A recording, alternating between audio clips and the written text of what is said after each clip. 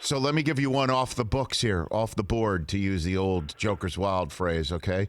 And a triple. It's and a triple. How about this one, okay? The teams that gave the Chiefs the most problems in the playoff run last year, as we know, Tennessee gave them a nice scare in the AFC Championship game. Twice up by 10. Right, and obviously the San Francisco 49ers were up in the fourth quarter. So what do they have? They had a running game that was and particularly a prodigious defense. Correct. And also a quarterback that could play action you, and if with not making the mistake, beat you deep, right? Even though I know Jimmy G missed that shot to Emmanuel Sanders. Oh, it was wide open. So who's got a really stout running game and line and defense and quarterback that's not making mistakes right now? What about the Cleveland Browns? What about them?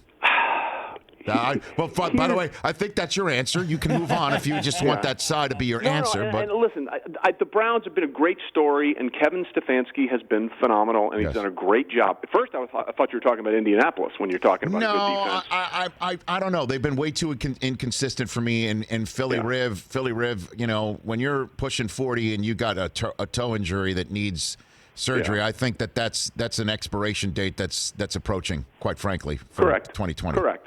Look, the Cleveland Browns are interesting. What we've really seen from Cleveland is a complete evolution over the last 2+ seasons, right? Because when they sort of came on the scene in Baker's rookie year, he broke Peyton Manning's rookie touchdown record, right? And now that team has completely turned to 180 and evolved into a run-first team. And we saw, let's just go back to week 3 of the regular season, Monday night game. Kansas City goes to Baltimore. Baltimore marches right down the field, takes off like, I think, 6, 7, 8 minutes off the clock. Mm-hmm. They stall in the red zone, kick a field goal. They give the ball back to the Chiefs, and I think they took 2 minutes to score a touchdown. So the problem for Cleveland, in my mind, going up against, and could they do it again? They're one of a few teams I give a puncher's chance. No question about it. But you have to sustain a drive if you're a run-first team for a long period of time with no mistakes. And then you have to cash in those drives. Whereas when you're playing Kansas City, all right, we went 3 and out. We won't go 3 and out 3 times in a row.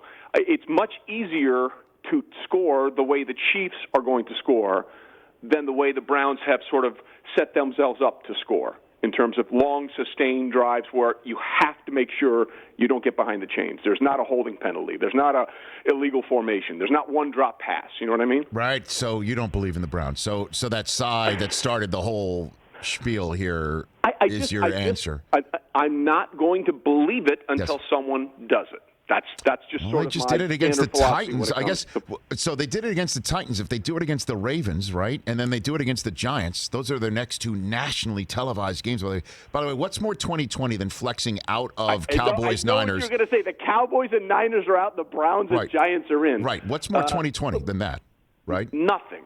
But here's the thing. Right. You just talked about those 2 games. The Ravens aren't the Ravens from a year ago, and the problem with Baltimore is they sort of believed, okay, this one thing we did better than anybody arguably ever last year, we can do it again, which is run for 212 yards a game.